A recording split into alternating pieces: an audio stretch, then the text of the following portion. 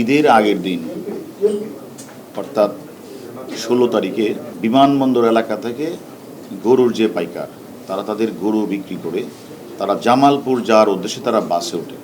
তখন দেখে যে সিভিলিয়েশনের যে অফিসটার পূর্ব পাশের রাস্তার মধ্যে বাস জামালপুর ডাকছে।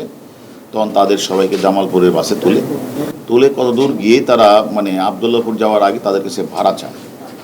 তখন তারা একটু ভাড়া দিতে বলতে একটু পরে দিই, জামালপুর তো অনেক দূর, ভাড়া না এখনই দিতে হবে এই কথা বলি কিল ঘষি দিয়ে তাদেরকে ওই মুখ বেঁধে ফেলে পরে তারপরে শ্বাস প্রশ্বাস রোধ ভয়ভীতি প্রদর্শন করে বলে যে তা তোর কাছে যা সব দিয়ে দে। এইভাবে তারা যে গরু বিক্রি করার যে টাকাটা ছিল তারা পুরা টাকাটাই তাদের কাছ থেকে নিয়ে রাস্তায় ফেলে দেয়। পরবর্তী পর্যায়ে যেহেতু 16 তারিখ ঘটনাটি মামলা রুজু হইলে পরে আমাদের ডিবি উত্তর ডিভিশন ডিসির নেতৃত্বে মুজাহিদ সহ অন্যান্যরা তারা কাজ শুরু করতে গিয়ে তারা এই ঘটনার চক্রের সাথে তাদের যে মডাস অপারেন্ডি বের করার চেষ্টা করে এবং পরপর 10 জন ডাকাতকে গ্রেপ্তার করে এবং এই 10 জন ডাকাতের বিরুদ্ধে ঢাকা, গাজীপুর, ময়মনসিংহ বিভিন্ন এলাকাগুলিতে একাধিক মামলা রয়েছে, একাধিক ডাকাতের আসামি তারা।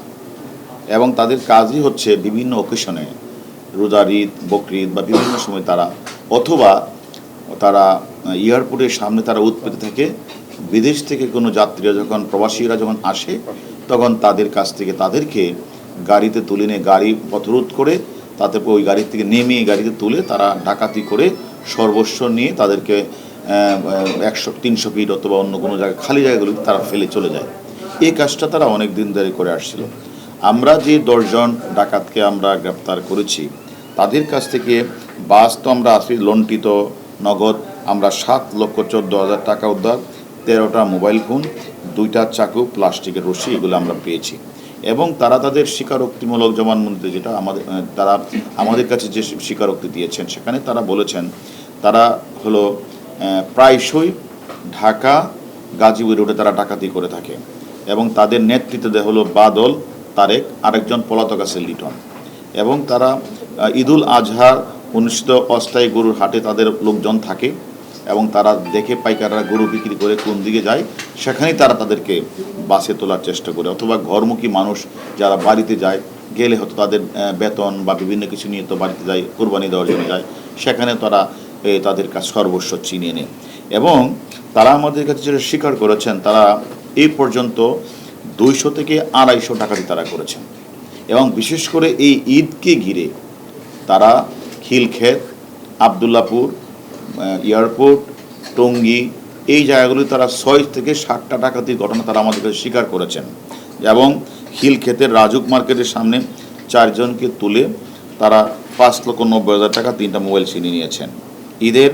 ঈদুল আজহার 8 থেকে 10 দিন আগে এয়ারপোর্টের সামনে থেকে একজন প্রবাসীকে তুলে নিয়ে এটারও মামলা হয়েছে, তার কাছ থেকে রিয়াল নগদ সব তুলে নিয়েছেন। এবং টঙ্গী কলেজ থেকে এইরকম তারা ঈদের আগেই 5 থেকে 7টা ডাকাতি তারা করে যাত্রীদেরকে সর্বস্ব লুটিয়ে নিয়ে তারা চলে গেছেন। সর্বশেষ ধরা পড়ার পরে তারা আমাদের স্বীকার করেছেন এবং তারা এটাও স্বীকার করেছেন যে তারা যে টাকাগুলোতে ডাকাতি করেছেন এই ডাকাতির টাকা দিয়ে বাদল 2,10,000 টাকা দিয়ে একটা গরু কুরবানি দিয়েছেন, আর আরেকজন আছে তারেক 1,75,000 টাকা দিয়ে একটা গরু কিনে কুরবানি দিয়েছেন। এই কাজটি তারা করেছেন এবং একদিকে পাইকারদের গরুর টাকা সব চিনিয়ে নিয়ে লণ্ঠিত টাকা দিয়ে তারা আবার নিজেরা কোরবানি দিয়েছেন এবং তারা আমাদের কাছে এগুলি স্বীকারও করেছেন।